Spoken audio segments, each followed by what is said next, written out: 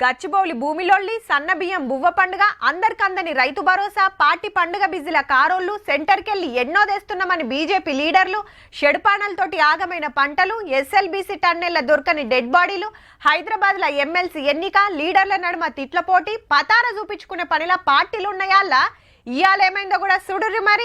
ఇంటికొచ్చిన చుట్టానికి బొట్టు వేచినాక గచ్చుకాడ చెయ్యి గడిగిండు చెంబుతోటి నీళ్ళిస్తే ఇక ఇంట్లోకి పోయి కింద కూకున్నాడు. సీఎం సార్ కు బంతిలా ఇటు అటు ఇంటోళ్ళు ఎదురుగా మంత్రులు మొదలు బెల్లం పువ్వు అటెంక అన్నము కూరలు వడ్డిచ్చిండ్రు. సన్న బియ్యం పువ్వు ఎట్లుందని ఇంటోళ్ళతో ముచ్చట పెట్టుకుంటా తిన్నారు. అప్పట్లో దొడ్డు బియ్యం ఇస్తే తినలేక అమ్ముకున్నారు చాలా మంది. గందుకే వీళ్ళు సన్న బియ్యం ఇస్తున్నారు. ఎట్లున్నాయో అరుచుకోవడానికి గరీబుల ఇండ్లకు పోయి తింటున్నారు అన్నట్టు.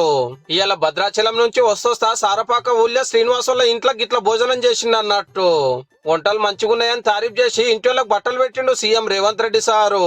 చాలా మంది మంత్రులు ఎమ్మెల్యేలు సన్నబియ్యం పండుగ పేరు మీద గరీబుల ఇండ్లలో చెయ్యి అడుగుతున్నారు.